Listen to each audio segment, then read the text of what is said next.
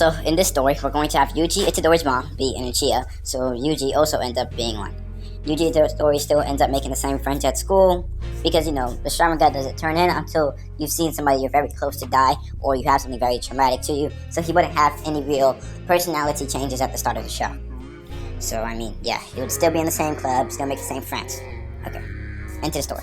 Yuji Itadori was trying his best to save his club, so he went to go participate with the athletics club. He shot the metal ball so hard that it broke the metal pole. This goes on as normal, and Megumi still meets Yuji, noting how strong he is.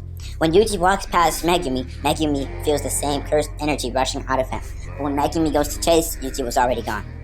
Yuji went to go check up on his grandpa. Same talk happens with Yuji saying he doesn't want to hear anything about his parents. And Yuji grandpa still ends up dying. When Yuji grandpa dies, Yuji was a lot more grief-stricken. A tear shedded from his eyes, but Megumi walked in, making him wipe the tear away immediately. Megumi asked Yuji about the cursed finger, and Yuji told him that his friends at school are currently unsealing it.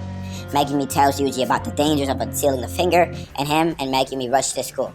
Megumi is noting how fast Yuji is, with Yuji being way above Megumi. The reason why Yuji is faster than Megumi is because when his grandpa died, he unlocked the first single Tamao, and that does come with a speed amp. When they arrive, Megumi told Yuji to stay back, but Yuji didn't care. Yuji was feeling a bit angry after the death of his grandpa, feeling like it was unfair, but he pretended to listen and walked away. Megumi ran upstairs and whipped out the divine dog, and they rushed forward at the curse, and Yuji barged in through the window. He fell onto the ground, and he saved all his friends, catching them from the curse's mouth. Megumi notes that Yuji could see the curses, and Yuji just says he's always been able to see them. The curses then try to attack Yuji, but the divine dog quickly deal with them. Yuji is holding his finger as he senses a big hand about to squish him. Yuji manages to dodge out the way, so the curse instead goes after Megumi, slamming Megumi through the wall. Yuji then came up to go help Megumi and kicked the curse into the face. The curse then tried to grab it, but Yuji was dodging almost all of his attacks. Megumi was very surprised, but when Yuji was mid-air, he couldn't move mid-air, so he got caught by the monster. And the monster continued to squeeze him, so Yuji just threw up the cursed finger, and he ate up eating it. He turned into Sukuna, killing the monster in one blow. He was feeling amazing, but Yuji gained control a lot faster. Megumi got ready to exercise Yuji, but Yuji turned around yelling he's not Sukuna and that he's gone back to normal. Megumi wasn't fully sure, and they stayed at the standstill for a bit longer because of how fast Yuji took control. Gojo dropped down near them, saying hi to Megumi. Megumi told Gojo to be careful with fighting Yuji Itadori, and Gojo just told Yuji to transform into Sukuna. Sukuna still loses like normal, and Sukuna also wonders why can't he use the brat's special eye, and it makes him angry. Gojo is surprised the kid can actually swap in and out of Sukuna, and Megumi tells Gojo to save Yuji, and Gojo agrees. And the rest happens like normal. Yuji is still sentenced to death, and Gojo still has to come in clutch saying he doesn't want to die, until he eats all the fingers and dies. Yuji met Principal Yaga, and he asked him what's his wish. Yuji says to follow through with his grandpa's dying wish.